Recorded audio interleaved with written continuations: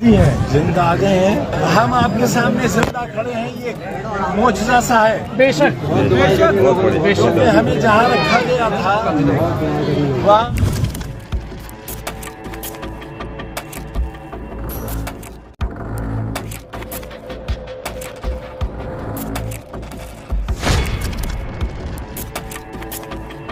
जी हाँ दोस्तों, जेल से रिहा होने के 5 घंटों बाद आजम खान का चौंकाने वाला खुलासा।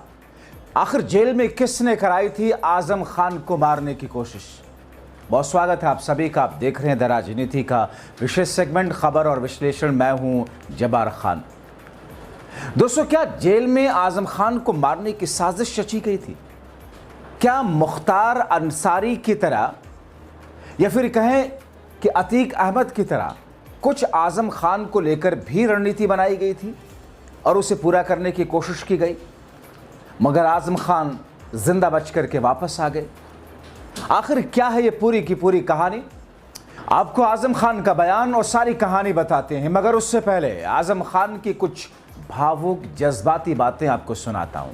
उन्होंने जो कहा, राजनीतिक जानकारों से लेकर के कई बुद्धिजीवी देश के, खासतौर पर उत्तर प्रदेश के, वो ये कहने लगे कि आजम के संकेत में और आजम के निशाने पर योगी आदित्यनाथ हैं। आजम खान ने कहा, मेरे जेल की घुटती एक एक सांस का हिसाब नहीं चुकता कर सकते आप, मेरे आंसुओं का हिसाब नहीं दे सकते आप। सामने के बैरक में मेरी बीवी बंद थी और 8x11 की कोठरी में मेरे साथ मेरा बेटा बंद था।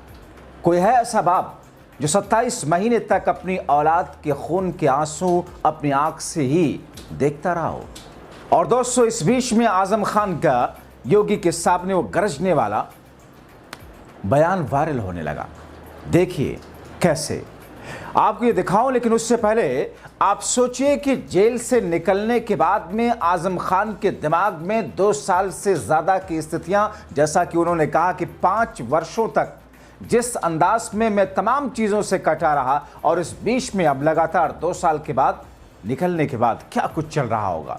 लेकिन पहले आप उनका ये बयान सुन लीजिए जो कि इस वक्त काफी वायरल है। हमें हक था पाकिस्तान जाने का, आपको नहीं था, लेकिन हमारे अजदाद ने यह तय किया कि ये वतन हमारा है। हमारे अजदाद की कब्रें हैं यहाँ, हमारे बुजुर्गों के मज़ारात हैं यहाँ। जामा मस्जिद है दिल्ली की, ताजमहल है, किले हैं, हमारे बुजुर्गों की यादें हैं, और यही आज धरोहर है हमारे भारत की। वही लोग गद्दार हो गए, उन्हीं का नाम लेकर सड़कों पर मारा जाने लगा। हम अपनी मर्जी से रुके थे, हमें किसी ने जबरदस्ती नहीं रोका था। जो अपनी मर्जी से रुके उनके लिए आज ही सदन में ये कहा गया कि जो वंदे मातरम नहीं कहेगा उसे भारत में रहने का अधिकार नहीं। बात वंदे मातरम की नहीं है मानने वाला। अगर कानून की बात करूं तो सुप्रीम कोर्ट कहता है कि वंदे मातरम के लिए मजबूर नहीं किया जाए। अगर आपने इतिहास पढ़ा हो, रेशमी रुमाल तहरीर, हिंदुस्तान को आजाद कराने के लिए कितने उलमा ने फांसी के तख्ते चूमे थे। अगर आप रेशमी रुमाल की तस्वीर देखेंगे उस पर भारत माँ की तस्वीर छपी हुई मिलेगी आपको। ये रिश्ते कब थे? ये 1942 में, जब हिंदू और मुसलमान ने एक बर्तन में खाना खाया था, तब अंग्रेज को लगा था कि वो अब हिंदुस्तान में राज नहीं कर, और 1942 से ही उसने अपना बिस्तर बांधना शुरू कर दिया था, और 1947 में हिंदुस्तान। जाहिर है दोस्तों, इन तमाम चीजों के बीच में आजम खान ने जो आरोप लगाए वो बेहद गंभीर हैं। आजम खान ये कहते हैं कि मैं जिंदा बच करके वापस आ गया। आजम खान ये कहते हैं कि मैं मानकर चल रहा था कि मैं यहां से बच करके निकल नहीं पाऊंगा। दोस्तों, आजम खान ने कहा कि मैंने पहले भी कहा था, अगर मैं बच कर आ गया तो गाजी कहिएगा, और अगर नहीं बच गया तो शहीद। लेकिन आजम खान कहते हैं कि मैं बच करके आया हूं। अब आजम खान का बयान सुनवाते हैं जिस पर काफी बवाल हो रहा है। मालिक तो है, लेकिन जमीन पर इन चीजों को ये मुकद्दर को संभालने वाले लोग थक जाएंगे, जनाजा जाएगा। और इसीलिए आप जब लोग मिलने आते थे तो हम कहते थे कि जिंदा आएंगे तो गाजी होंगे और जनाजा जाएगा तो शहीद कहलाएंगे। जिंदा आ गए हैं तुम्हारे बीच, गाजी हैं, जिंदा आ गए हैं। हम आपके सामने जिंदा खड़े हैं, ये मौजज़ा सा है। बेशक हमें जहाँ रखा गया था वहाँ अंग्रेजों के जमाने में उन कोठरियों में उन लोगों को रखा जाता था जिन्हें अगले 2 दिन बाद फांसी दी जाती। बेशक बेशक और अगर इसे एहसास महसूस नहीं करोगे तो हमारे जैसे न जाने कितने लोग आएंगे और मायूस होकर चले जाएंगे।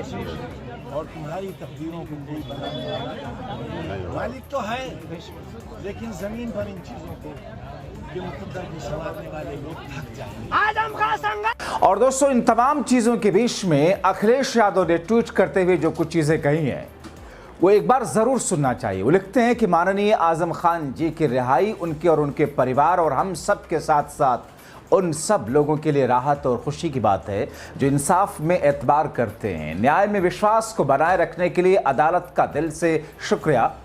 आज फर्जी मुकदमे करने वालों को भी सबक मिल गया कि हर झूठ की एक मियाद होती है, हर साजिश के भी जो लोग सामाजिक सौहार्द के प्रतीक होते हैं, बीजेपी को वो लोग कभी अच्छे नहीं लगते। माननीय आजम खान जी एक बार फिर से हर उपेक्षित, पीड़ित, दुखित, अपमानित के साथ में खड़े होकर भाजपाइयों और उनके संगी साथियों को उनके द्वारा किए जा रहे जनता के दमन के खिलाफ आवाज़ उठाएंगे। हमेशा की तरह देश प्रदेश की भावनात्मक एकता के प्रतीक बनकर समाजवादी मूल्यों और सिद्धांतों के साथ सामाजिक न्याय के संघर्ष की राह पर आगे बढ़ते जाएंगे। इंसाफ जिंदाबाद।